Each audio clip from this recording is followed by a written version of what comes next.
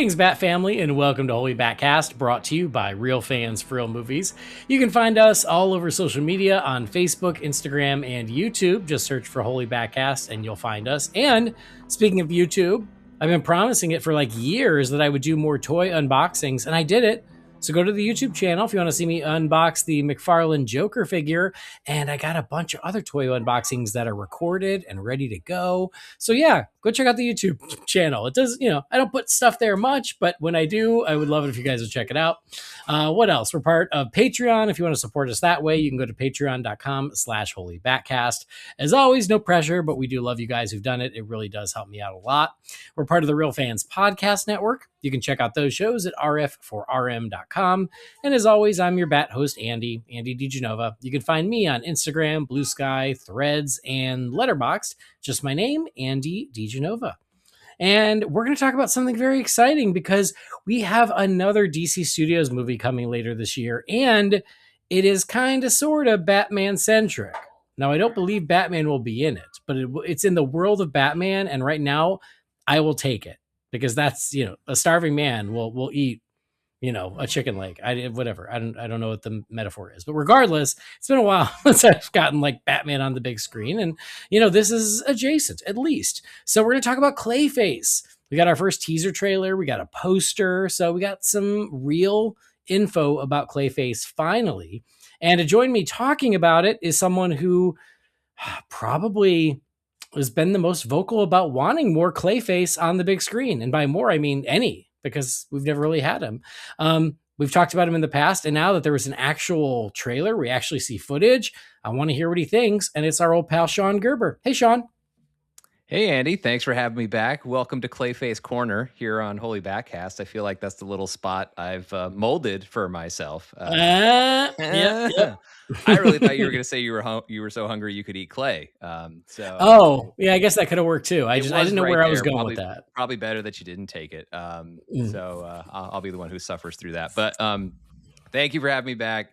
I am so excited. I mean, I'm always excited to talk Clayface, but I am very excited specifically to talk about what we have now actually seen from Clayface. I could have jumped on and just talked about the descriptions from CinemaCon last week, but it's so much better having seen it for ourselves in poster form, and better still, a really, really, really fun and exciting teaser trailer. So I didn't really read the CinemaCon stuff because I don't really want to read descriptions. I'm not that, I'd rather just wait and get something real. Does it sound like this is what they showed at CinemaCon? It does. This sounds pretty similar and maybe there's more. I haven't seen a reaction from anyone I know of who was at CinemaCon for them to have confirmed that this is exactly what they saw and only what they saw. It wouldn't surprise me if we found out, or someone said that, and I just haven't seen it yet, that the CinemaCon footage was longer, because they show a lot of exclusive stuff at CinemaCon, since it's a convention more so for theater owners and some press as opposed to fans. So maybe they saw a little more, but certain things specifically I do recall from the descriptions I read, because I am and have been a very nervous Clayface fan in terms of what this movie is going to be. I do not want hyper-realistic Clayface. I want shape-shifting and eventually a walking, talking pile of mud at some point. And so I was looking for any evidence that would suggest that we might be getting that. And essentially, I think I remember in our message thread just saying, yep, sounds like he's made of clay. I'm in. And that's really what I was looking at, including like that shot of him. Well, the shots of him being attacked were reminiscent of descriptions I saw from CinemaCon. Same thing with that face wipe when he's in the tub, to see his whole face being covered in clay, faceless in the clay. All of that sounds like what was described at CinemaCon. So we at least saw some of what was shown from CinemaCon. Not sure if we saw all of it, but either way, what we did see is exactly not all of what I was looking for, but very much on the right track. Awesome. Yeah, well, that's good. We're going to get to all that. Before we get to that, I want to talk about the little things we got leading up to it, because the Clayface movie Instagram site finally went live, and I guess the Facebook page went live. And so they dropped like these magazine covers, or it was like, hot rising star Matt Hagen. And then over the last couple days, each one It's like, it was a newspaper and then it was damaged and it was like horrible accident. And then the one that they posted today before we got the poster, it started to look like the face was melting and everything. So I appreciated the start of like the guerrilla marketing of just getting it out there and building up to the release of the teaser today. So I don't know if you had been tracking that. I feel like we traded some of those images back and forth a little bit, but Yep. as soon as I saw that on Monday, where I was like, oh, good, they're finally going to show us something from Clayface, because like you, it's one of those things where like, yes, I'm excited, but I also had a really hard time picturing what it could be. And so, yeah, it's been a good week to finally quell some of those fears. But as far as that buildup of some of those images of Matt Hagen, and Matt Hagen is played by, what is this guy's name? I don't know him. I'm sorry. Tom Rhys Harries. Tom Rhys Harries playing Matt Hagen. And yeah, what did you think of some of that initial push in that marketing? I really liked it. And as someone old enough to remember the viral marketing for The Dark Knight that kicked off in 2007, leading into the release of that film in 2008, I don't know that anything is ever quite going to be on that level, because that required a lot of physical participation. Like, you actually had to go out and do stuff in that one. Yeah, You couldn't yeah. just track it from a phone. But it was fun. And I love the idea of treating the headlines like Matt Hagen is a real person, a real actor, and all of that looked really cool. I mean, as somebody who marched for Harvey Dent in downtown LA in the spring of 2008, Wow. I'm a sucker for viral marketing and Batman related viral marketing, especially. And so I really appreciated the way they went about that. And didn't they open? Am I seeing this correctly? Didn't they open like multiple Twitter accounts for? I think there's multiple socials for and duplicate socials for Oh, some of Clayface or something. Maybe interesting. I. Well, what's weird is I went to the Instagram and the first couple ones have been removed, which is so crazy. Like the initial one Okay, where so it's just the magazine yeah, cover and he looks all perfect. yep. That one is not there anymore. And the earliest one is the one where it looks like his face is melting, where it says Rising Star, Matt Hagen, and the face looks all melty. Yeah, at one point today, there were multiple Twitter accounts, although maybe one of them was a fan fake, although it had different stuff on it than the other one, and they had both been retweeted by other official accounts. I don't know. Maybe I got that wrong, but I was, whatever it is, and go the way they approach this with the viral marketing as a lead into the trailer, I thought was a lot of fun, and I think it's a great way to get people build up a little bit of excitement. And I thought the poster was key this morning as well. Not as viral, that's more traditional, but giving one extra step. Everybody kind of came into today already expecting a trailer based on the teases that were going out there yesterday. But to throw the poster out there first and let that live in our social media space for a few hours before dropping the teaser trailer, it just made it this nice steady build, and Mhm. also brought all of nerddom's attention to this one thing for a little while, which is increasingly hard to do, even for nerds across social media. It's not as easy to gather us as it used to be. And so the way it seemed like they were able to do that, and keep for as much as I could pay attention to social media this morning, it seemed like it was just steadily about Clayface and everybody's excitement around the movie. And so I love my own excitement, but as we talked about off air, I just like, even before the trailer dropped, I loved seeing how much excitement there already was just around what was posted yesterday. But even in an even bigger way, the poster this morning, I loved all the love for Clayface. He deserves it. I know it is wild to me. I'm still kind of pinching myself that we're getting all of this hype for a Clayface movie. Like, what world are we living in? But I am here for it. But yeah, like looking at the Instagram, because that's where I had been following it. It's there was like the pristine magazine and now it's all melty. And then there was another magazine ad that they put up for it was from Gotham Medical and it said the new face of regenerative medicine. And they replaced both of the clean versions with the melty clay version.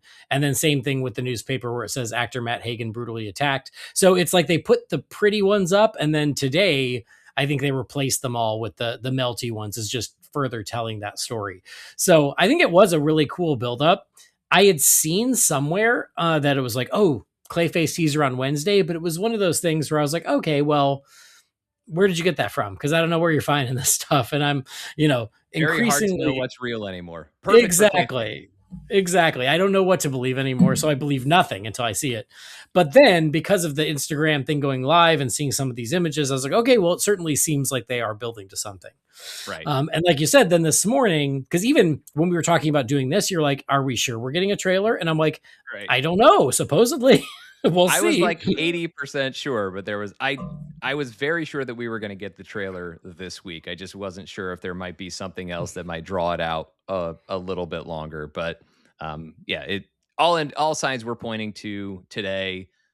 Maybe I just need to be more confident in just believing things. Although, like I said, that's tough. No, So we've all been burned before, Sean. yep. So, but I'm glad it's here. I'm glad that it's here and we get a look at this film. And as excited as I am about this movie, there's also been, I don't want to call it side eye because I haven't been suspicious, but there's just been a little bit of that "don't break my heart" sort of thing going on with Clayface. I don't need another lanterns in my life, so we'll see how that turns out, folks. But Clayface is one that I've been so excited about. I don't know why I've loved that walking pile of mud so much in my Batman fandom, and of Batman's more fantastical villains, he's right. I don't know if I could rate Clayface above Mr. Freeze, but at the very least, right next to him, shoulder to shoulder. Maybe a All little right. taller when he's in full mud mode, but yeah, huge fan of, always been a huge fan of the character, and just was kind of I'll be honest, I kind of like you said, can't believe there's a Clayface being in a movie is a fun surprise. Clayface having his own movie is just utterly It's confusing in madness. the It's best mad. That's possible crazy. way. Yeah. I'm glad. I don't know what world we're living into for the question. I don't have an answer to your question. I'm just glad it's this one, at least for this specific thing. And this, yes, for this one thing, sometimes, we deserve to have our faith rewarded. Um, Yes. but yeah, I mean, I But at agree least with, there's Clayface is going to be my new motto. if nothing else, at least we get a Clayface movie. But I feel you and I hear you because, we didn't know a lot. And there was even some back and forth about whether or not it was part of the greater DCU or whatever. And I Mhm. think that now they have since confirmed that yes, it's part of the DCU. This is the same universe as James Gunn's Superman and then Supergirl coming this summer. So that is also good to hear. You mentioned it, the poster. The poster this morning was what made me go, okay, great. I'm sure we're getting a trailer today because usually it all culminates on the same Right. day. That poster, it took me a second to realize what I was looking at. I don't know if you had the same thing, but it got sent to me, in one of my other nerdy group chats. And for a second, I was like, what the heck? And then I realized it's his face in profile, but then, his whole mouth is all Mhm. melty and covered and everything. And I realized what I was looking at. And it just says Clayface. Oh, crap. Where did it go? I had it right in front of me. There you are, Clayface. Yeah, it just says DC Studios Clayface, Mhm. only in theaters October 23rd. But yeah, it's his face with the melty clay mouth. And personally, I think it's a great image. It's striking, it's intriguing. So it's one of those things where for us nerds who know and love Clayface, we know exactly what we're looking at. But I think that the interesting thing here is it going to hook the people who've never heard of Clayface? And I feel like for horror fans, seeing something like this, even if they don't know the character, I would think this would still go, whoa, what the heck is this? Absolutely. It is a striking image, and I saw reactions from some folks in amongst film Twitter, for as much as that remains a thing, and even folks who are not the automatic slam dunk for the nerd movies or comic book based movies were already reacting to that poster, and even some even expressing their surprise at being this impressed by anything related to a character called Clayface, which shame on them. Clayface has always been great since day one, but seeing those reactions, as I said earlier, got me even more excited because I want Clayface to win. I really, really do, and I'm excited that. Mainly I want to love it, but it's so much better if the rest of the world can love it too. And I think that this poster really sets the tone. I think it accurately sells slash promotes what the teaser also sells slash promotes. I think the marketing is very consistent, as folks have pointed out the obvious. Leaning into the body horror element of it is a great take and very appropriate from Clayface. And it's pretty much along the lines, Andy, with I think what you and I expected when we talked about it before, in terms of why would Mike Flanagan even care for this? And James Watkins, the director for this film, and why would they even care for Clayface, and what could we expect? And we expected a horror angle, and with Clayface, I think body horror is kind of along the lines of the best case scenario of what we were hoping for, because that's when we were going to see shape-shifting deformity within the world of Clayface. And so, and the way I took that poster is, for horror fans, it's a very striking, compelling image that makes you want to know more. And for people who are just generally in on horror, this is one to jump in on. But for those of us who want our shape-shifting guy, it's a promise. It's showing that, like, this, we're that thing you've been wanting from Clayface. We are giving you that. And this poster is the proof of concept, really. So I think it works on multiple levels for those of us in Clayface Corner who've been dreaming of this for such a long time, and it being so much more than what we would have dreamt of him getting his own movie.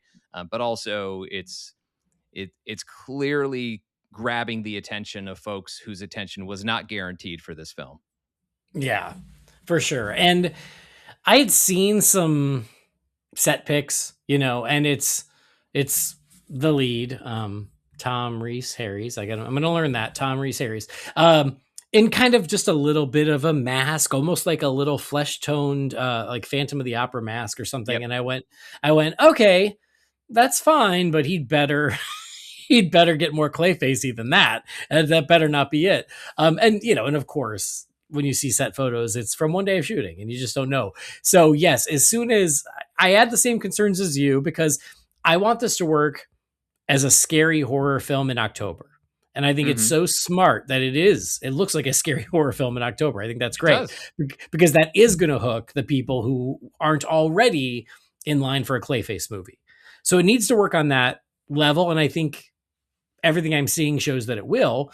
But as a fan of the DC universe, as a fan of Batman's world, it also has to deliver for me and for you as a Clayface movie. Right. And that was my concern. I was like, how, is it going to still feel like truly Clayface, that it could then dovetail into the DC universe and we can see him show up in a Batman film in the future or whatever. And again, from what I'm seeing from the poster of being like, okay, yes, it gets worse, right? The opposite of it gets better. For Clayface, it gets worse. And then from what we see in the trailer, it's like, okay, I think we're going to be okay. So let's get to the trailer. You've already shared a little bit of your thoughts, especially comparing it to what we heard about CinemaCon.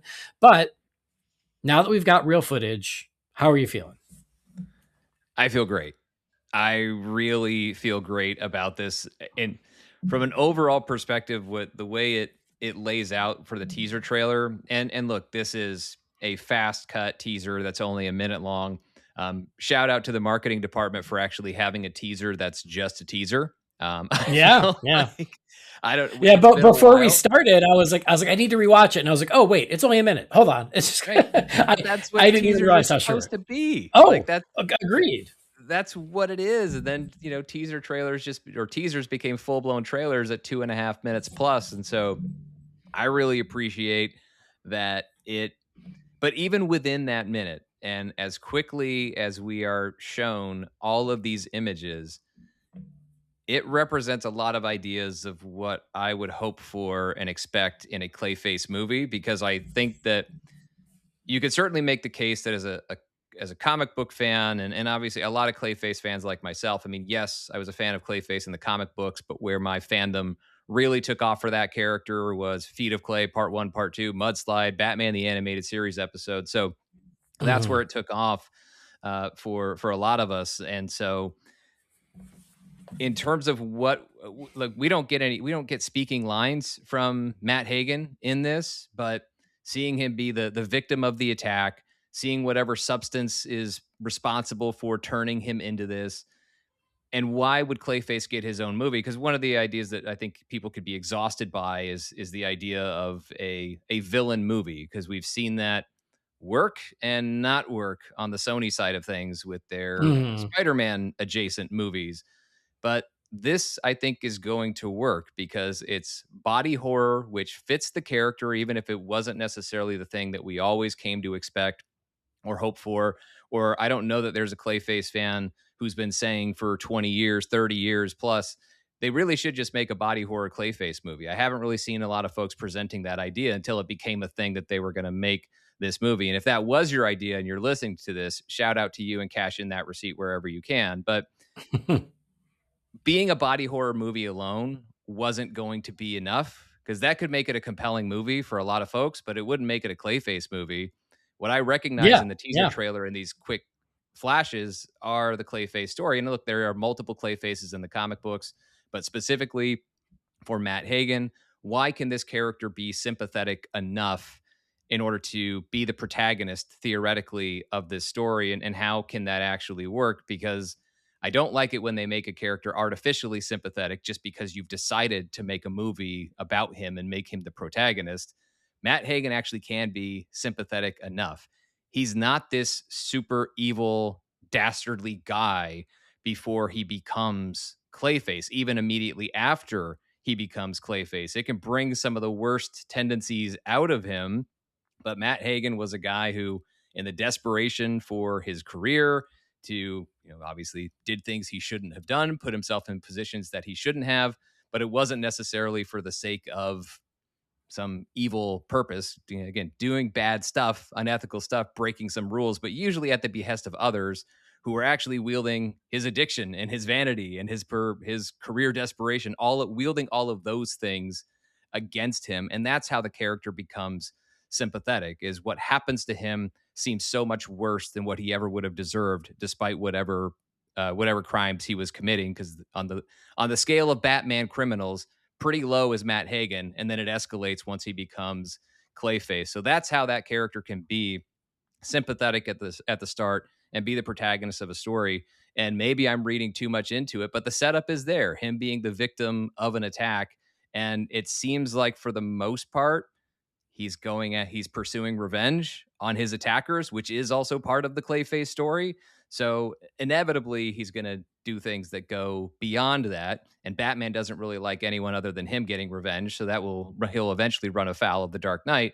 But I think that's where any Batman or anyone he designates as appropriate for for pursuing revenge. So there will be those. It will escalate to that, and I'll talk more about escalation in a minute. But in terms of the Matt Hagen Clayface story, I don't even get a line from him, but the teaser shows me that's there, and that's as exciting as anything. Yeah, and like you said, there have been so many clay faces over the years, but the Feet of Clay has become, I think, the quintessential Clayface story. And so taking inspiration from that makes all the sense in the world. But this is giving us that, but still its own spin and still with its own vibe. And again, I think that it's working on multiple levels, which is what, if you're going to take the huge risk of making a Clayface movie, it's got to do that. And right now it's really delivering. I was so impressed by how scary it already felt, how they just Yes. immediately leaned into that. The majority of the footage in this 1 minute is just Matt Hagen's face wrapped in bandages, him looking in anguish. And then we get the small flashes of other things. And that's the tricky part when you're podcasting about this and trying to get those little frames in between to dig into it deeper. But just like the emotion that you're getting from his eyes in this and how horrific he looks, you're immediately like, oh my God, like they're really going for it with this. So it hooked me immediately. And I was impressed at how hard and how upfront they're being about the horrific aspects. And I think that's totally smart to do it that way. And I think that, because again, they're trying to sell a horror movie in October. Like, for the Bat nerds, it's Clayface, and that's great. But I think they're checking the boxes of, for those who already have a sense of who Clayface is and what they would want from a Clayface movie. I feel like, I can't speak entirely for that group, but I am a member. And I feel like it checks those boxes. But then, yes, from a body horror perspective, this looks like a fun, scary movie to go watch right before Halloween when you are totally in the mood for that sort of movie. Now, horror does well all year long, but for a Mhm. movie like this, where you wouldn't mind giving it an extra boost, I think it's going to work out pretty well. And I think the teaser trailer presents that. And I think for anybody who's a fan in particular of the the subgenre of body horror within the broader genre of horror, this actually shows the steps that you would expect. I mentioned the word escalation, which is a lot of people's, one of the favored words in Batman, especially cinematic Batman lore. And so escalation is also happening in this teaser trailer. Like, we are seeing from a little drooping of the face to the full blown, like, faceless face wipe at the end, the shadow that I know that we're going to talk about. That's what I would expect from a body horror movie. And there's one big major step that this teaser trailer doesn't quite give us, but I feel like we're going to get to that. So I've said before, of course, a number of times on this podcast, how much I want that walking pile of mud on my big screen. And I feel like we're going to get it. It's not going to be that throughout. Like, I don't think we're going to get this status quo Clayface that would walk around looking all that similar to what we saw in Batman the Animated Series or chilling on the couch in Creature Commandos. I don't think we're going to see that version for a very long time, but I think we could see something like that. And we're just going to see more significant steps along the body horror trek of this character, because that's what Mhm. happens, right? It already starts out as pretty horrific, and then increasingly so as the story unfolds. I mean, that's a trope of body horror, but it is because it works really well, and it seems like they're playing that tune in their own way for Clayface. Yeah, well, and that escalation was so important, especially to me during the trailer. Is it starts and yeah, you get the shot of Matt Hagen beat up. You get the shot of his beautiful face before the accident, and then a couple, foreboding shots of what happened to him. But as I'm watching it, I'm almost holding my breath, being like, "No, you just give me some Clayface. Give me something that is recognizable as Clayface." And to your point, each of those flashes, it does escalate where you see it getting worse and worse and worse, culminating in those final couple shots where you go, okay, no, they're gonna get there. Be patient, but this is still Clayface. This is not just gonna be the tiny little droopy in the face and that's it. They're gonna get there, and that made me feel so much better about it. Yeah, and I think that shadow is maybe the most important shot in the teaser trailer for me, It just was it was for me too. Absolutely. because you could remove that shot and you could make the argument that all he's really going to do, that Clayface is going to be very literal. Like, the only part of him that's clay is his face, and he's just going to kind of shift that around, make himself, manually shift that around to make himself look like whomever he wants to or needs to look like when he's trying to hold it together. So I feel like that was kind of the worst case scenario. I mean, the worst case scenario would have been like he's just wearing masks all the time. But the slightly above that would have been he's only really changing his face. But no, it Right. is full body clay molding for Clayface, which is exactly what we were looking for and hoping for. I mean, in that shot, I can't tell from the shadow if it's a spiked club or if it's classic, mace at the end of his appendage, a la Batman the Animated Series. Whatever it is, it's him stretching out and reshaping his appendage to make a deadly weapon, and that looks very Clayface. Now, the body portion of the silhouette again doesn't bulk up to the point of walking pile of mud, but if we're going to get that, if we're getting spiked club arm Clayface, then yeah, I do think by the end of this movie, not saying he's going to stay like that all the time, but we are probably going to get a shot. And maybe I'll be wrong about this, and I'm setting myself up for disappointment, but I think I'm going to get visually a lot of what I'm hoping for from a Clayface movie. And if we are talking about escalation, there's got to be stuff they're not going to show us, certainly in this first teaser. And hopefully, honestly, don't show me any of it until I actually see the movie. Don't put it in any of the trailers that are going to come out between now and October 23rd. I wouldn't mind at all if the first time I see that walking pile of mud, it's in a dark theater on a big screen. I'm totally fine with that, and this gives me hope that I'll get it. Yeah, I think we're very much on the same page. It was that shadow that made me go, okay, nice. I'm down because I don't want you to give it to me yet either. Like I'm happy to wait, happy to be patient, but just give me this tease so I go, okay, there it's gonna get there, and that's great. But yeah, to see that, whatever that the spiked club or whatever it is coming out of his hand just via the shadow, I was like, oh my god, that is awesome. So what a great teaser. Like it's stylish, it's moody, it's creepy, and then also it's very recognizable as Clayface for us nerds. The other thing, kind of the nice bonus to this that I am also very excited about, is that we are getting glimpses of Gotham City in the DCU. Yes. And that I'm so ready for for again Batman's world, Gotham City in this new universe. And Yeah, there's that shot in that fun house. Like that looks just yeah. straight out of Gotham. When when you watch a movie like Joker, let's say Joker, or even to some extent like Birds of Prey, which I like that movie, but some of it feels very Gothamy, but some of it feels very generic. Like it could be any city, but they say the word Gotham. Is like I want Gotham City to feel like Gotham, and I'm getting glimpses of that in this, and they could have easily gone the other way.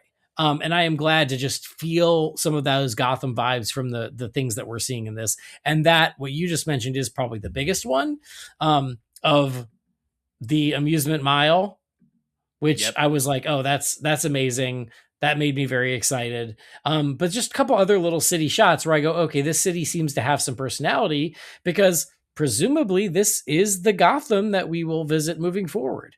There's a quick shot of a boat that looks very like Nolan-y Gotham. But yeah, like there's enough in here that gives me hope that, this is going to be the Gotham we can dig our teeth into. I really hope so. And also the population of Gotham. If it's populated by a Clayface that's properly Clayface, then everything's on the table in terms of what gets to Yeah. be part Yeah. of, what characters get to be part of this Gotham. And I don't know. I don't know. I mean, have we had a significant update on our non-Battinson Batman? Like, I don't know Just where that that. just that Christina Hodson was writing it.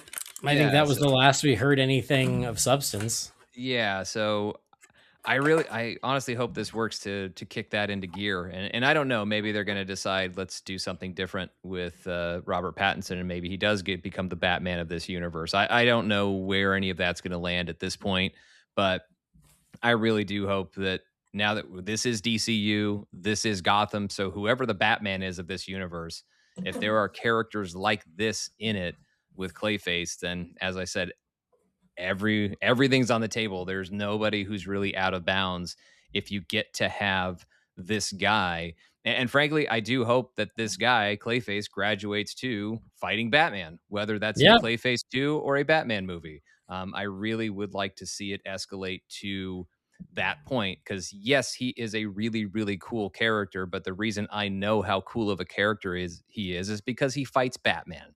And so I want to see that at some point. Doesn't have to be here, and it's not going to be here. I'm excited that this movie is going to give Clayface to the world, but then give Clayface over to Batman also.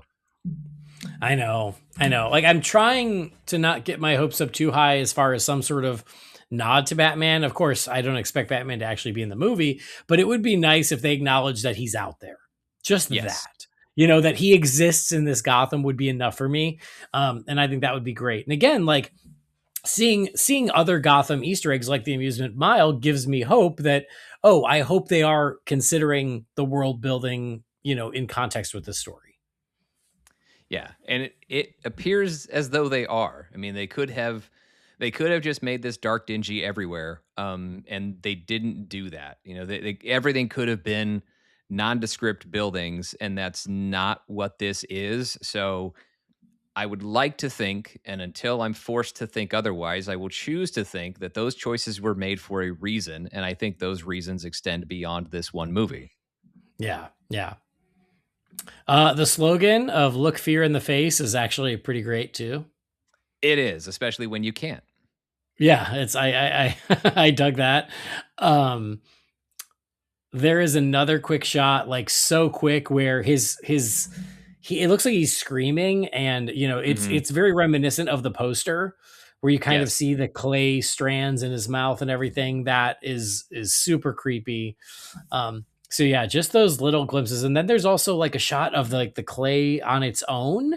Yeah, just kind That of bubbling or whatever was going on there. Yeah, that also made me go, okay, great. Like so yeah, all these little nods. And again, it's doing exactly what it's designed to, which is it's teasing us. And it should. It makes you lean in and want to know more. And for me, I'm like, oh God, I want to see this and I can't wait to see this. That's the whole point. So as far as that goes, I think it's an incredible success. Yeah, I really wasn't thinking that much about movies in October until today. I mean, even though I was aware that Clayface was coming out in October, it was an idea. Now it's an actual thing with the poster and the teaser. Now it feels tangible. I can't actually reach out and touch it. I mean, I guess I could go try to find a copy of the poster somewhere and do that, but it feels much more real now that we're actually seeing this glimpse of it. And I just think it's the perfect amount of glimpse to be given Mm-hmm. for this Mm-hmm. teaser trailer, and while Yep. doing exactly what it needs to do. It is about as efficient and like economically sound as a teaser can be in terms of doing the things that it is supposed to do, as we've talked about on multiple levels for multiple audiences who will hopefully all come together and intersect for this movie on October 23rd. Yeah. And what's great is I am glad that they're giving this teaser to us now. I think it's smart because we're about to start the summer movie season. Um, in a couple days, I'm recording the summer movie preview as is tradition. And there are a lot of horror movies coming out this summer. And this is going to be in front of every single one of them. And I think that's great because I do think that this does a great job of selling it to the fans and the non fans alike. And so you're going to have a whole summer where horror fans are going to see this trailer. And then I'm sure as the summer wraps up in August, maybe September, we're going to get the full trailer to get that last push. So I think that, yeah, it's really smart the way they're doing it. And I saw what you saw, which is people who, yes, they're fans of geeky movies and things like that, but the reaction I think was this happy surprise of this trailer Yes. being like, oh wow, that actually looks really legit. And I think we felt that way, maybe to a lesser extent, because we were probably looking forward to it more than others. But I liked seeing people who maybe they weren't in the bag for this and they saw it and they're like, oh, you got my attention. And I think that's great news. Yeah, there was always a pretty good chance that as long as they gave me a proper Clayface, that even if the rest of the world didn't like the movie, I would have adopted it as mine and been like, fine, it's mine. You don't get to like it. That would have been that probably would have been my stance on the Oh Clayface yeah. movie. But now, Me and Chris Clow and the Rocketeer for the past 30 plus years. yeah, I don't feel like I have to draw this line in the sand and be the only one standing on one side. Like I don't feel like that's gonna happen.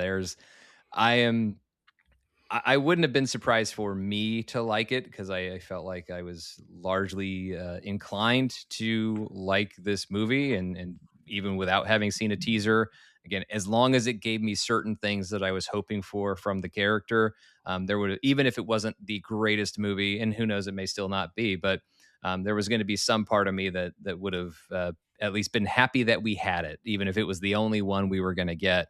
But I don't really feel like that's the situation. That, at least that certainly is not the vibe after, let's just go ahead and call it day one. I mean, let's call Mm. yesterday day zero. Today, day one, really, of Clayface marketing in earnest, and it's already a big win. I mean, I who knows what they're gonna put out there in the next 24 hours or so of how many people watch the trailer, and who knows, because who, they draw that from so many places, you can never compare apples to apples, almost as if that's by design. But yeah, I have no idea what It's almost like the they can claim whatever they want. they sure can, almost. But yeah, I don't know what the numbers will say. I can just go off of vibes at this point, and that was a recurring vibe throughout social media. Is whether you expected to like it or you didn't, including a lot of people who thought they probably didn't expect to like it. People were really, really liking it. So I think it's a small teaser in terms of runtime because it's a proper teaser in terms of runtime, but huge success in my book. Yeah. Yep. Completely agree. Super into it. And, because of, I think this is one of those movies where they invested the appropriate amount into a Clayface movie. I want to say, at least as of today, they said it was like $50 million, something like that, which is not nothing, but it's also not insane. Whereas, you know what, you're going to hook those fans in the fall. It is not that hard to make that profitable as opposed to if they'd made this, massively expensive or something. And I also think that watching the trailer, you can see how that's built into it as well. Allowing for that escalation also allows you to spend your money wisely in the spots where it really matters. And all of that is kind of gelling as I watch this. Yeah, I think you can tell me they spent $50 million on it, but it doesn't look like it doesn't look like they undercut this movie. It doesn't look No. like this one suffers from any sort of budgetary constraints whatsoever. They spent what they needed to, and the money is showing up on the screen. And I think that in a positive way, in that Yeah. I don't Hey. know, I don't care how much it costs. It looks good. So if you're telling me it didn't cost as much as, and I know $50 million is a crazy budget compared to a lot of movies, but relative to Marvel and DC based movies, that is very much on the smaller side. And so, Exactly. I think that even comes in under the first Deadpool movie. So it's a really small budget relative to its genre, relative to its space from which the character originates. But all that money shows up, in clay, and it looks the way that it's supposed to look. So I'm all about it. And yeah, we've talked about this ad nauseum, I think most of the time in private message threads, but at the same time, it's that idea that they don't all have to cost $200 million. And when they don't, you could actually be profiting well by when you get $200 million at the box office. And this one feels like that feels pretty achievable for this film based on the reaction. And at $50 million spend, it doesn't even have to make 200 to be in the black. Yep. Yeah. Not to pick at an old wound, but I remember, God, now it's been a few years where they were like, oh, the first Shazam was more profitable than Batman versus Superman because they made it for 100 instead of 275. And that's how it works out. So yes, and again, that is the appropriate investment for a Clayface movie. And then it looks good. You get people in the theater. Now you look really smart. So I think that, this has everything it needs right now to be a nice, successful hit in the fall. But more importantly, it looks like a Clayface movie that you and I and other fans can be excited about. Indeed, it does. So awesome. Very cool teaser. And again, it makes me happy knowing that people are going to see it all summer long when they go see, of course, now I'm blanking, Insidious 6 is coming out, and not Evil Dead Rise. That was the last one. Whatever the new Evil Dead Burn. That's it. Yeah, there are quite a few horror movies coming out this summer that people will be able to see this in front of, which is great. Well, very cool. I'm glad you're excited because I'm excited too. And when this came out, I was like, thank God that, I knew that you were nervous, and I would have felt really bad making you come on here just so you could be like, yeah, I hate it. Where's my Clayface? So I'm glad that it worked for you. Well, I didn't come on here to complain about the Lanterns trailer, so I would have been due to complain about Clayface if it had let me down, but thankfully it did not. Well, I'm still hopeful for Lanterns, but I also am with you in that. Me too, but hope is fading fast. I need somebody's got to fetch me a blue ring. I don't even know if they'll have those, but or those exist anywhere in this universe. Oh man, I digress, and I got to stop complaining. Clayface looks great. Right, it does. Awesome. All right, well, very cool. Clayface coming on October 23rd. Another big trailer came out this week that Catherine is very excited about, which is Practical Magic 2. And she's like, oh, when does this come out? And she was very excited. Like, for her, that's her movie of the year. And I'm very happy for her. And then we were looking, and originally they were both slated for the same date. And I was like, no, they moved Clayface. And then, October 23rd. So Practical Magic 2 has September 11th all to itself. But that's two pretty big fall movies for WB there. Yeah, it's a nice little fall for them. Yeah, perfect. Anyway, I do have some emails. So that's enough for Clayface for now, but I want to check in with you, fine feathered finks, and crack open the Wayne Manor Mailbox. It's time again for the Wayne Manor Mailbox. You've got mail. Derek, what is a letter for me?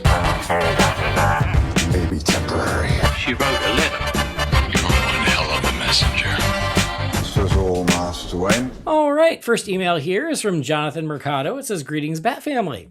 I was thinking about an email from a listener about female villains or lack thereof in DC, and it got me thinking about villains brought to life in live action. I thought about the movie Clayface. Hey, look at this. Good timing. Coming out later this year, which I'm totally psyched for, especially because Mike Flanagan is a part of the project.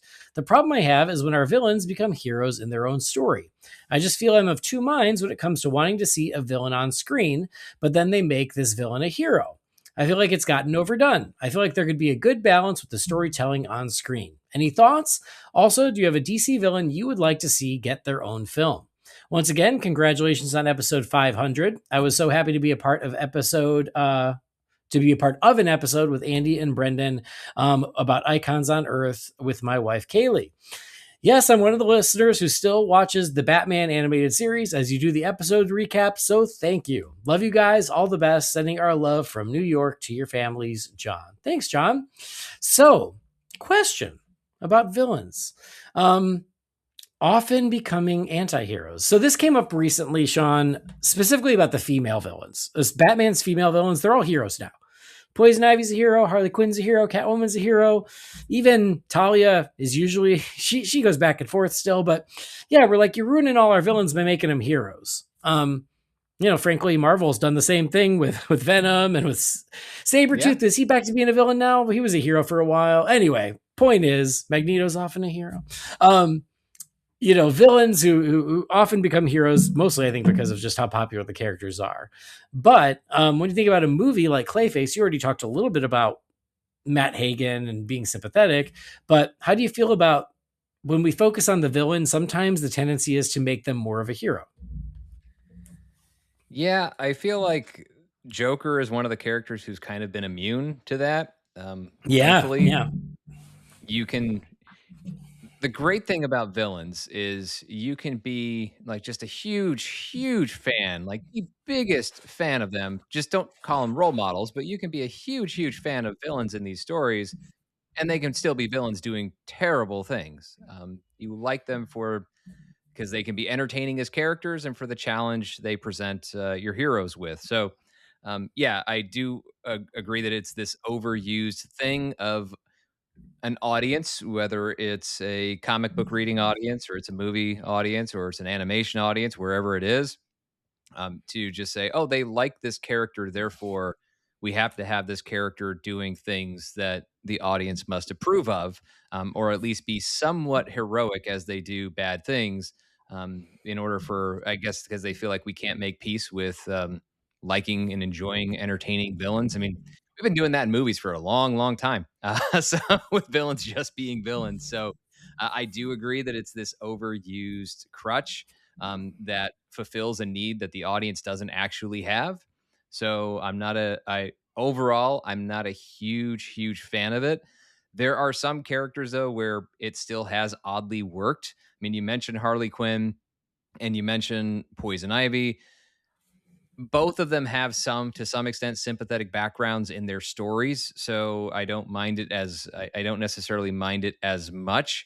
But again, it varies from character to character. Like Venom went through the same thing, right? Venom was a villain who all he wanted to do was kill Spider-Man in the comic books.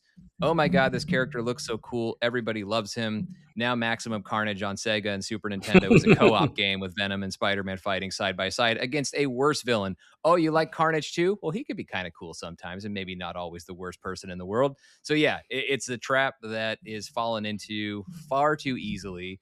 So I agree with the sentiment in the question, but specifically to Clayface, and that's where it varies character to character. I don't know that it totally works for Venom, but it doesn't bug me for Venom as much as it bugged me for Kraven, for example, where now you're just making stuff up. And I get it. This all stuff is all made up. You're making stuff up with no source, and the source already has enough material that already works. And so in the case of my dear Clayface, and where I will stand up for this story. So far, as much as we know of it from the teaser and knowing of it from other sources, is, as I was saying earlier, Matt Hagen is not a supervillain who is even on Batman's radar until things go too far. And so we are kind of at the very beginning of Clayface's story.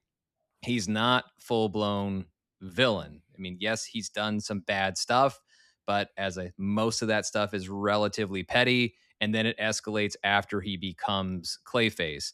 And when you go back to Feet of Clay, like, you're not when Matt Hagen wants revenge against anyone who turned him into this, like, you understand that story. It's when it goes beyond that. It's when the lust for revenge reaches far beyond that and escalates beyond that with, of course, Batman's rules, justice, whatever else. But it escalates with Clayface as a character. And so I am fine with it. If he is sympathetic to be a protagonist in this story for the movie called Clayface, I'm fine with it until he eventually crosses a line. But I would like to see him sort of cross a line to the point where, yes, someone like Batman would have to step in and deal with it. Yes, I do want Clayface to fight Batman one day. I do not want Clayface to fight alongside Batman one day. I mean, he might in a desperate well, he didn't. situation. He has in the comics now for a while. Yeah, and so that's the kind of thing I would prefer to avoid on the big screen. Even if there is an alliance, it's uneasy and it's very, very brief, and then it's back to Batman's got to bring him to justice. So yeah, as long as they don't stay that way, and now they're just full blown heroes. But look, didn't even Juggernaut get to be an X-Men at some point? I think so. Yeah, that sounds right. Which in comics, I mean, when you tell endless stories about these characters for decades and decades and decades. So yeah, everybody's got to go back and forth between hero and villain. So in the comic books, my tolerance for it is much, much higher. But in more mainstream forms of media, especially in movies, I do want Clayface to be a villain. I'm just okay with him not being the villain of this story.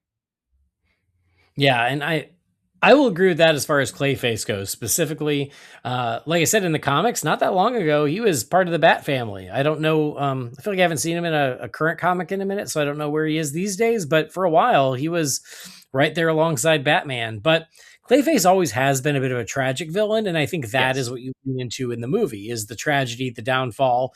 But I agree with you. I hope that by the end, he has gone so far where he is a quote unquote villain, even though if you can still sympathize with him.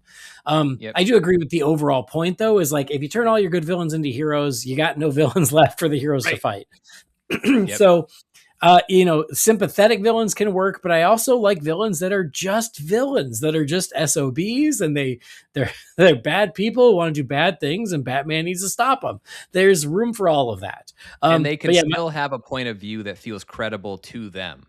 Like, sure, yeah, that's crazy. And I don't know. I'll take a character like Thanos, for example. Like, the math literally doesn't work in Infinity War, right? Like, you can't take out half the population one time. Populations double every so often. So it's not a permanent solution, by the way. So in that sense, it's totally ridiculous. We understand he has a sympathetic backstory that has led him to this conclusion, but I can understand his perspective, even if the math is incorrect, but he's still totally the villain of this story, and I need my heroes to stop him. So that is where the line is. You can give them something that is reasonably credible in the perspective of that character and invite the audience to see that, but it doesn't mean the audience has to full-blown align with that character. Right. I can like him and also be very excited to watch him lose. Or her lose, or they lose. Yeah, and my frustration is more with the Batman female villains, because I love the Batman female villains, and they all have gone hero. Like, the fun of Poison Catwoman Ivy is maybe the one that hurts the most. Like it, right? But I think Poison Ivy has been wedged into the anti-hero space largely because of the friendship, relationship, situationship with Harley. Quinn over the years, and so because Harley's gone full anti-hero, by association, Poison Ivy has as well. And I also prefer Poison Ivy just as a villain. she's a good one. Yeah. And Catwoman, like the fun of her was always that she went back and forth in whatever Yes. suited her best. But again, in anything I have read, she has not gone to the dark side in years and years and years. She's at this point, she's just part of the Bat family. So it just doesn't leave us with a lot. And that's a bummer. But anyway, point is, there's room for all of it, but I do think that they often go too far with making these villains anti-heroes or just straight up heroes. Right. The other fun question is, we're getting a Clayface movie. Is there another DC villain you would like to see have their own film? My answer will be the least surprising answer, but I also think that, like Clayface, it gives you a lot of wonderful tragedy to dig into, and that's Mr. Freeze. I would agree with that. No argument there. But one character who does come to mind, I do not think, although if you want a horror movie, you could make one hell of one with this guy. But in a world where Clayface gets to be real, then that's a world that Killer Croc also belongs in.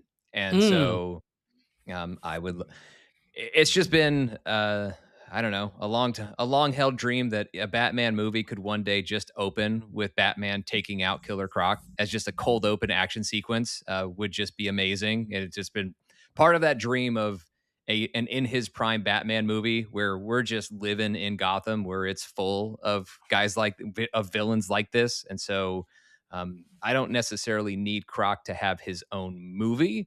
But if they want to take a swing at it, I'm not going to tell them they can't. And if Clayface succeeds, they might. Although I would say, don't learn the wrong lessons, kids. Right. Right. Right. I'm not necessarily rooting for Killer Croc to have his own movie, but I would like him to have a place in this DCU. Should Clayface succeed, or even if Clayface doesn't, but should Clayface succeed as we think it's going to. Yeah. Well, and from your lips to God's ears about jumping into a Gotham where all these guys are out there and Batman's in his prime. Yep, we're all still waiting, and I ain't getting any younger.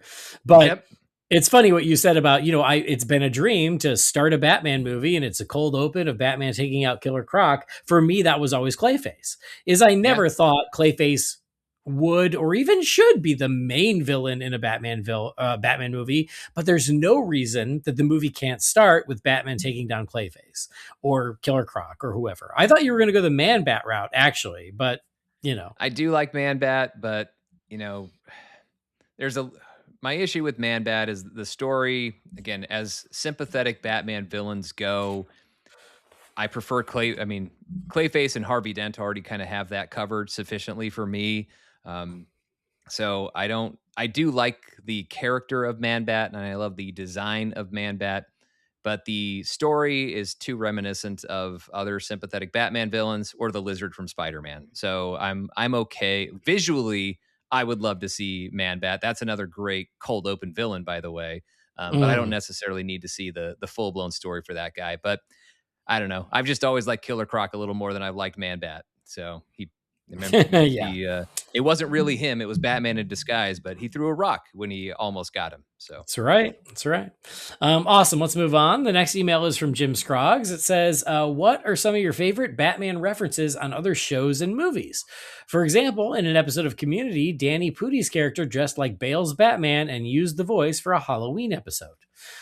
Jim, good to hear from you. Well, let me stop you right there, because believe me when I tell you, this has been an episode idea I've had in the chamber for years now, of talking about Batman homages, references, spoofs in other media.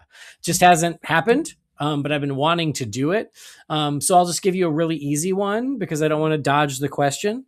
But for me, it was when Adam West was on The Simpsons and they ran into him at a convention and he's like, and Batman doesn't dance anymore. And he's got sculpted muscles. Back in my day, pure West. It's one of my favorite sequences in The Simpsons. It's hilarious. I love Adam West. I miss him. So that's one of those great Batman nods in other media that always makes me smile. What about you, Sean? Anything come to mind? Well, first, hello, Jim. And then for this one, I totally agree with your instinct on this, that this totally deserves its own episode with more thought than what I'm capable of right off the top of the dome. I don't know, the Community episodes are pretty up there for me. But for now, off the top of my head, I will take the easiest way out, and I will actually agree with the Adam West one, only because I grew up a huge Batman fan, a huge fan of The Simpsons. So that intersection was huge. And that was probably because that was fairly early on ish in the Simpsons Mhm. run, wasn't it? Like that wasn't Yeah. too deep into It- Simpsons lore. And so I would guess around season 5 or 6, but yeah, somewhere early in there. And so that was kind of one of the earliest examples of an intersection between my favorite things. And so that's kind of, it wasn't just, oh, it's a great Batman reference. It is.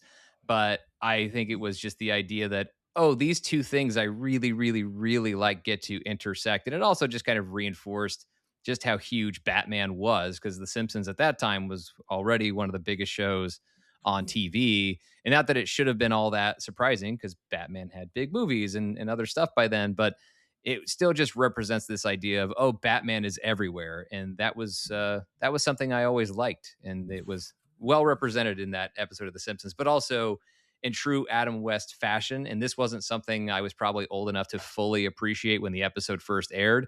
But anytime I get to rewatch that episode or rewatch that clip, and it does get reshared every few years or so, it's there, and I get a chance to watch it again, of just how much fun Adam West was willing to have with that, and let himself be out there as kind of the creepy weirdo, because it takes a minute, it takes something to creep out Homer Simpson, and he was able to do it.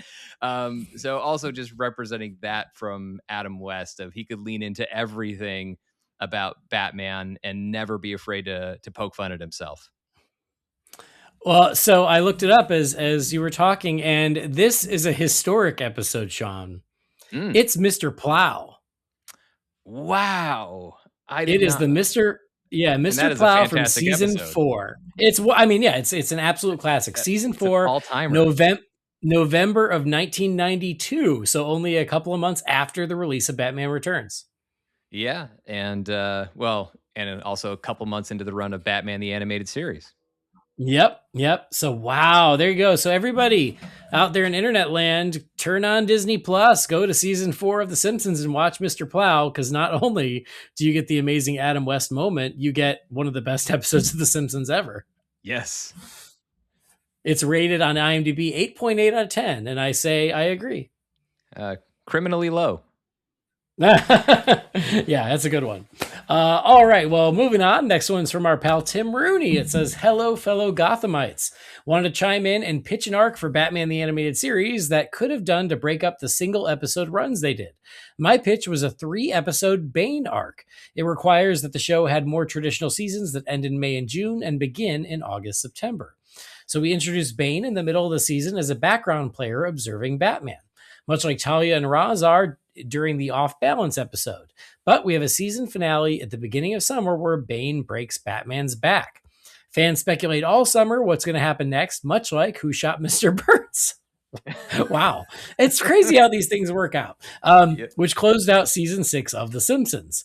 There, the mystery built over a few months as to who was the one that did it, being revealed in the opening episode of season 7. However, here, the next season of Batman the Animated Series opens with Batman healing and taking down Bane. I just feel like more could have been done to the most out of the biggest villain that was introduced into Batman's world at the time. But I'm really thinking about it. I imagine WB wanted a Bane episode because he was popular. The creators played nice and did the bare minimum with the character. Keep up the great work, and apologies for the long email. Sincerely, Tim. Thanks, Tim. So, Sean, a couple episodes ago, we got an email asking what would we have done with Batman the Animated Series if it was more serialized? And really, Brendan and I both were like, I didn't need it to be more serialized, because I think one of the great things about it is that, yeah, you get a story per episode, or unless it's a 2-parter, but that was fine too. I thought there were opportunities for more continuity, but not necessarily. I didn't need like season-long arcs. But I do think that Tim's idea of like, if you were going to introduce Bane, make it a bigger deal and set it up and have kind of a longer build up to that. I think that's a great idea and a way to do it. I just didn't have an issue with the format, the way they did it. But yeah, what do you think? I mean, it's one of the greatest superhero things that ever was. So I really wouldn't change much or anything about Batman the animated series Oh, in terms of its structure. I mean, when that they was pretty much what we said. We're like, well, we yeah, think Batman the Animated Series is pretty perfect, so we're pretty good and with it. I I can't know for sure, but I really have said I don't know that I am the fan of not just Batman, but superheroes in general, if not for Batman the animated series. And also give some credit to X-Men and other 90s superhero animation, because we are of the generation where that was not all we had. There were some Batman and Superman movies kicking around, but that was most of what we had. And Hmm. in terms of regular engagement, coming home and being able to watch Batman the animated series and have a show that good every day after school and also on Saturday mornings was an unbelievable experience. And I think the individualized nature of the show lent itself to that, because even when it was a rerun, it didn't matter because it had its own self-contained story. And Hmm. then when they did have a two-parter, then something was allowed to feel bigger and a little more special. And usually it had a little more dramatic heft, such as Feet of Clay. And so there would be moments like that would happen where it already felt big enough to me. I wouldn't have looked for I don't know that I ever felt like that was lacking, that Batman and Joker weren't referring to their past battles when they saw each other time and again on Batman the animated series. So I'm okay. I'm more than okay with. I absolutely love the structure of that show, but multiple things can be true in that the structure of the show could be exactly what it was supposed to be, and at the same time, yeah, they definitely could have done better with Bane. And it's pretty clear that they liked Bane just as much as Sam Raimi liked Venom.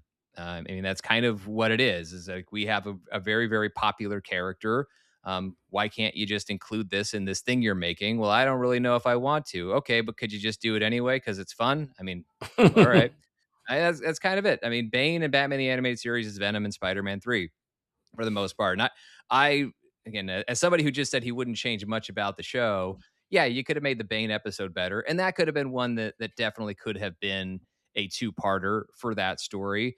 But I also just think that by the time Batman the animated series got to Bane, as somebody who lived through the 90s, there was already some resentment towards Bane, even amongst comic book fans, of why did this Mm. guy get to be the guy who broke Batman's back? I mean, even when Nightfall happened, not everybody was thrilled that Bane got to be the guy to do that. Why is the new guy get to be the one who's introduced as this greatest Batman villain, or the one who did the most damage and all of that? So, yeah, maybe some of that was there, and of course they teased the whole backbreaking thing at some point in the episode. But yeah, they never really got to it and never really covered that character.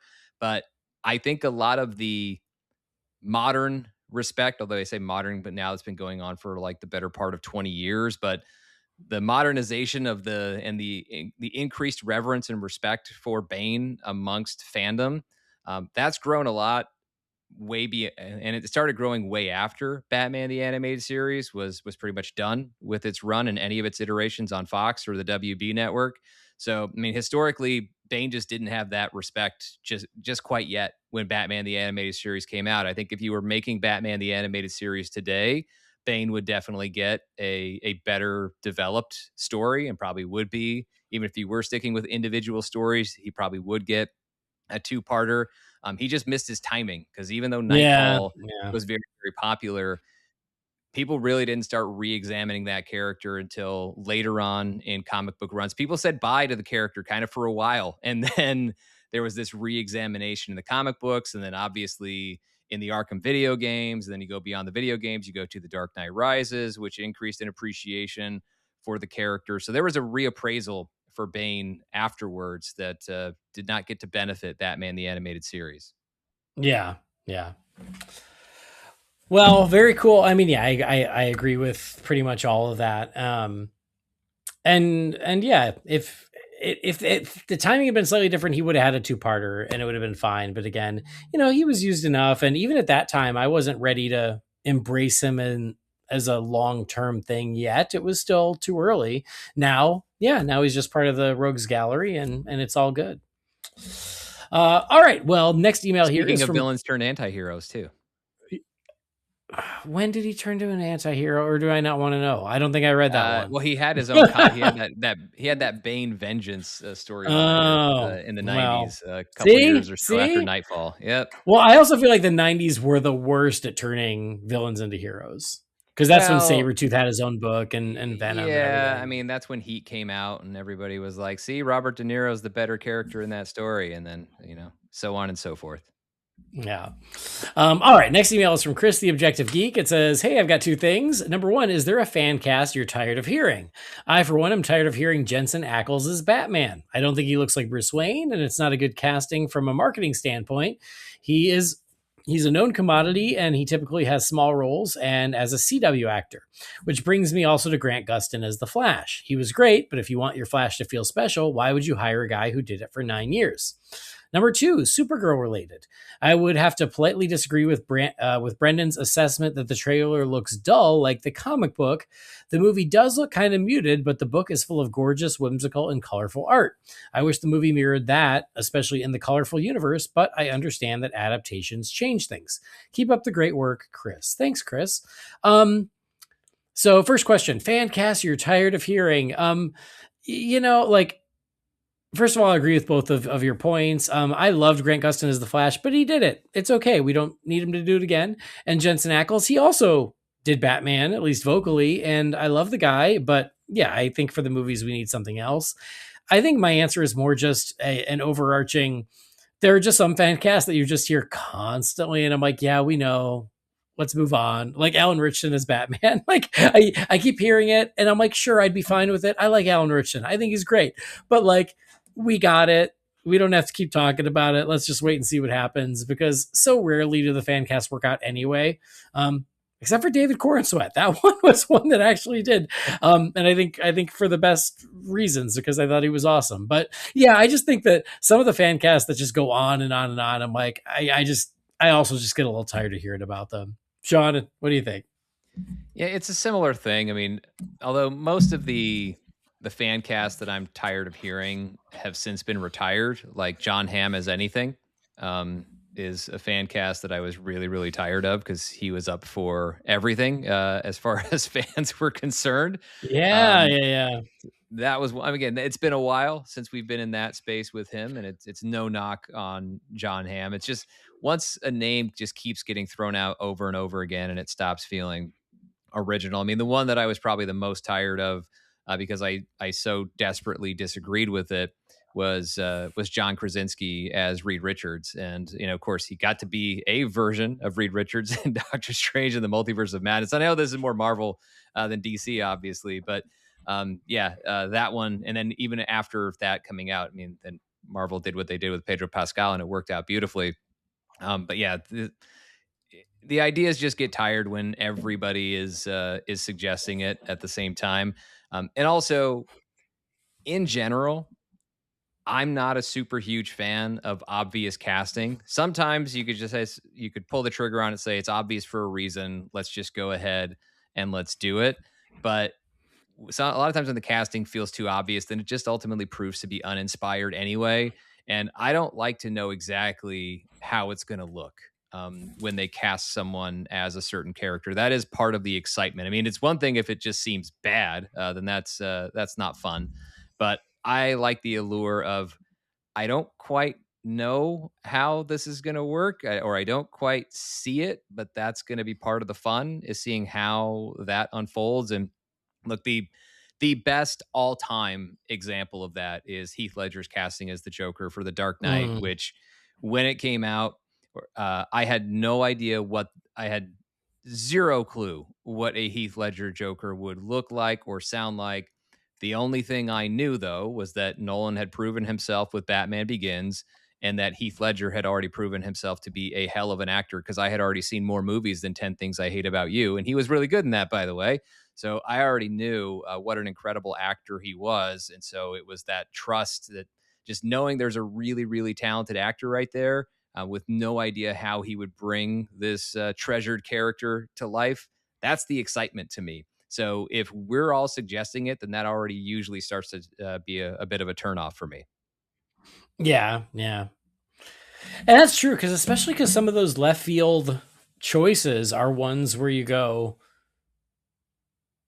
yeah, it's more interesting to see how they play out. I mean, even if staying with Bane, when they cast Tom Hardy as Bane, we just came off Inception. We loved him in that, but him as Bane, what? And it was Right. hard to picture, and he was amazing in it. So yeah, it's some of those. I like. That's why I'm not a big fan caster myself, because I'm like, first of all, they don't listen to us anyway. Second, that's probably for the best. And because usually whoever they pick, I'm usually pretty happy with. There are exceptions, of course, but for the Yeah. most part, let them do their job. Let me be surprised and let me, discover why they picked this person. I think that's a little more interesting, because there are other ones where you're like, yeah, like, sure, can I see it? Okay. But also, like, what are the odds it's going to happen anyway? Yeah, that's the other thing. I mean, the only fan casting I can recall where I think there have had some decent ideas somewhere along the way, but yeah, I remember being, but I thought it was fairly obvious to me, and thankfully it happened before it became too obvious on the fan casting, was Chadwick Boseman as T'Challa slash Black Panther, and that was just because I watched him play Jackie Robinson in 42, and I'm like, there's a lot of T'Challa there, and of course everybody saw the same thing, so. Every once in a while, fan casting works, but I don't necessarily go into it. I mean, I also podcast, so yes, fan casting is something that comes up quite a bit, but I don't always have a strong idea for every single character. So occasionally I do, but even then, it's usually not the one that everyone else is saying is the ideal choice for a given character. Sometimes it is. A lot of us in the early 2000s were hoping Bale would be Batman. So sometimes it works out. Most of the time, it doesn't. And Bale didn't get the role because people online on message boards were really rooting for Christian Bale. He got it because he's Christian Bale and a phenomenal actor. Yeah. Yep, agreed. Next one, Supergirl. Point taken. I still haven't read Woman of Tomorrow, but I do know what the art looks like. It is very colorful. It's definitely a little more colorful and fanciful than what we've seen in the trailer for the film. So I understand your point. And I'm sure Brendan is listening and he will understand as well. But remember, he wasn't a big fan of the art in that book either. So I think that that's probably where his comments came from. Did you read Woman of Tomorrow? I have not. Sean? It's on the list, and I've got less and less time to actually take care of that. Although part of me is almost wondering if I should read it after I see the movie, because sometimes once I already know a comic book is based on a certain story arc or largely inspired by a certain story arc, I don't like to read it in advance of the movie, because then maybe I'm spoiling some of the movie for myself, or I don't. Sometimes it's nice as a superhero fan to not be able to compare it to the comic book that it's inspired by directly. So Right. It's nice to be able to just watch something and then go back and read the comic book and decide what worked better in which format. But so yeah, I can't speak to. I have seen some of the artwork from it. And I agree that, yes, it is much more colorful than what we're seeing in the trailer so far for the movie. I really do like Millie Alcock as the lead as Supergirl. I think she's super charismatic and she's a lot of fun. I do worry that she's being asked, even as the lead, to carry too much, because I'm nowhere nearly as in love with the character, with the movie they've built around her, as I am with just her portrayal of the character so far. So that does worry me that we could have a really strong lead who maybe suffers more of the blame than she should because the movie around her wasn't quite up to par. So, and I don't think Supergirl looks bad, but I also don't think it doesn't look like the ideal follow-up that you would envision coming off of Superman last year. I'll say that much. And I hope that it's got a lot more to offer than what the trailers suggest. I'm still holding out hope for that, because at the very least, I think our Supergirl is going to be entertaining, and hopefully the movie around her is as well. Yeah. Yep, I agree with that. We talked about with the last trailer, and our feelings were very similar. We're looking forward to it. We think it looks like a good movie. It's not necessarily the movie we would have made or wanted, but she looks like she's killing it, and I'm still looking forward, and hopefully I will go and be blown away and love it. That's the hope anyway. Yeah. If you've got a good lead, I mean, it's gonna make up for a lot. It won't make up for everything, but it can make up for a lot. Yeah, absolutely. All right, I got one last email here. This one is from Jonathan Tyler Patrick. Hey Andy, I was just going to say I was listening to your 5 years of Zack Snyder's Justice League. I wonder about some of the things you're discussing, if Zack changed his mind on music or some edits because it was already used in the theatrical cut. I know that there were some scenes that were shot by Zack that were in trailers, but he didn't use it in his cut because they were a Warner Brothers demand. Like using the black suit for Superman felt like a choice to help differentiate from the theatrical. Keep up the good work, Jonathan Tyler Patrick. Thanks, Jonathan. I think you're right. Yes.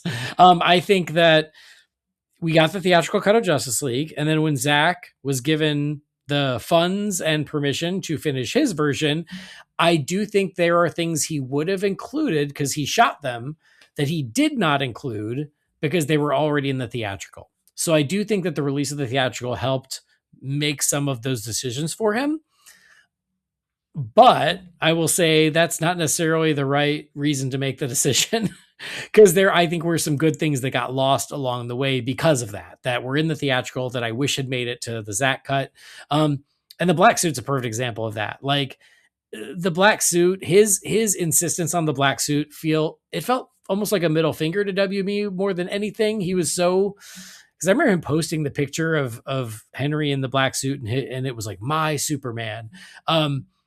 And the fact that he like used the money to color that suit in every shot black, to me, it just feels like kind of a waste of money because I want Superman to look like Superman. But I do think that you're right. That informed some of those decisions. I'm just not convinced that is the right way to make that decision. Sean, are you following kind of what we were saying? Like there were things that when we were talking about Zack Snyder's Justice League where we're like, oh, I missed that, or I wish they hadn't done this. And, Brendan and I were like, like we're not in love with the black suit. We really wish he'd have been wearing the blue, things like that. But anyway, what do you think? Well, I'm in agreement with that. I would prefer Superman's more traditional look. I don't mind, the occasional black suit appearance, but it's not necessarily what I would spend all my Superman screen time with. So, especially like his first time with the Justice League, again, like if they could have found a way to have him wear it for a little bit, because I do appreciate that nod to the return of Superman in the comics. I'm down with that, but then have it switch would have been nice. It would have been, and that's the color palette. Superman's costume contributes significantly to that Justice League color palette, right? So I think I would have also preferred that by the time we really have the team together. I don't know what motivated all of Zack Snyder's choices with Zack Snyder's Justice League, but yeah, I mean, the logic does track a bit there in terms of making certain decisions to distinguish what's his versus what was in the theatrical cut. So I do understand that, but I would also agree with you that if that was his logic, then I don't necessarily know that sets up for the best decisions for the overall movie. And I also don't necessarily think, I am not here to tell Zack Snyder what his vision is. But if that wasn't I would just say this: whatever his original vision was, is what I would have been best for him to stick to. So changing things for the sake of I need to show that this is mine compared to the theatrical cut isn't necessary, as opposed to what you originally wanted to do anyway. Zack Snyder's Justice League should have been what Zack Snyder always wanted his Justice League movie to be. And maybe he would say, look, it maybe wasn't my vision at the time, but I really decided I thought this was better. And it wasn't about proving anything that was different. It wasn't about saying anything to WB. And if that's real and that's true and that's honest and this is what he wants from his Justice League, then by all means, go for it. It was indeed Zack Snyder's Justice League from that one, but you would want it to really be Zack Snyder's Justice League as originally intended. So that would have been the hope, even as somebody who wasn't obviously the biggest fan of Zack Snyder's takes on certain things for these DC characters. If you're going to have Zack Snyder's Justice League, let it be what he didn't get to finish the first time around. Yeah. Unless he really truly likes this better and did it for that reason. Yeah, I 100% agree with that. I would have liked that. And we talked a little bit about that when we looked, when we just discussed the film, is we were like, listen, we know he added things that were never supposed to be a part of this movie, like the extra nightmare sequence. We know he added that. Was he always going to shoot that and never got around to it? I don't know. I'm gonna guess probably not. And so we know that when he was given this carte blanche to, like, you know what, finish your movie the way you want to finish it, he also made additional changes then, and that is his right as the filmmaker. And again, I support him, and I still love the movie. There are just things like that where I'm like, okay, like this, it didn't need to be there. And I feel like it was like, hey, you know what, like, I got this check and I'm going to do my thing, and more power to him. I just, you know, there are some of those smaller things that I just think, maybe were unnecessary. Well, and to be fair to Zack Snyder and give him the benefit of the doubt on that, is you could also argue that a lot of filmmakers would have done that. If you pressed pause while they were making a movie for 3 years, that whatever their original vision was while they were making it 3 years prior, it was inevitably going to change because they had 3 more years to think about it. And it doesn't mean that 3 more years netted better or worse ideas. It's just different ideas because they ruminated on it for 3 additional years, which most people don't do that. Most people don't go back and finish a movie 3 years later. Right. Yes. Nobody gets to do that. So, yeah, there is so much that was one. special about this particular circumstance. So, yeah, I mean, for sure, and it all goes into it. And again, if you go back and listen, I love the movie, and I have very few nitpicks, but those are just some of them. Overall, I think it's great. I love it. So. Yeah, very cool. All right, we're closing the Wayne Manor mailbox. If you've got something for us for next time, you can send that to Holy BatCast at rf4rm.com. And then we'll wrap it up. Our very Clay episode of the show. Sean, thanks for making the time to talk some Clayface. It's always a pleasure. Well, thank you for having me. I've always got time for Clayface. Very happy to be here. So now I just expect to be here. And for the also review. you, Andy. Clayface and you, Andy. Sorry. Yeah, I mean, mostly Clayface, but you too. Yeah, that's fine. No, but yeah, now I just expect to be back for the spoiler review at some point. So, all right, great. I love it. Let's book it. Yeah, I am so excited for this movie. I really appreciate, having the chance to talk to you about all things Batman, but specifically this one, which, I've got my own soft moldable spot in my heart for it. And so I really, really appreciate the opportunity to come geek out about it with you. Well, here's the thing, Sean. I am now in your neighborhood again. So there is a world where we can go see Clayface together. Let's book it. All right, I'm down. Anyway, promote your other stuff. We know that you're always talking about superheroes elsewhere, so tell people where they can hear you. Yeah, you can find me wherever you found this podcast. You can find MCU Fan Show, and there's also premium episodes called Fan Show Plus on Patreon or Apple Podcast subscriptions. So it's all Marvel talk. Occasionally, some other non-Marvel stuff, and DC gets a chance to sneak in there. But yeah, if you're into superheroes, regardless of who publishes their books, as I so often am, then yeah, you can find me over there. Excellent. Well, thank you, and everybody out there listening, thanks for joining us and for downloading or streaming the show. Please do follow or subscribe wherever you get your podcast. That would be awesome. And if you like the show, something else that you can do to support us, it only takes a second, is to rate and review us. A 5-star rating, it goes a long way. It helps us out, and it makes me feel good, so I would love that. Find the show on Facebook, Instagram, and YouTube. Again, go check out the YouTube channel. If I'm opening these toys, I want you to watch it. Send anything to the Wayne Manor mailbox at holybatcast at rf4rm.com.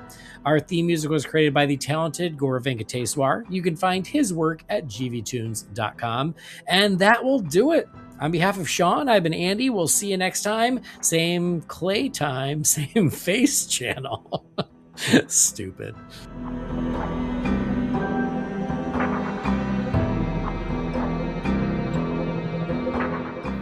Holy BatCast is not affiliated with Warner Brothers or DC Entertainment. The views and opinions shared by the participants are theirs and theirs alone and do not represent the companies or organizations they happen to work for.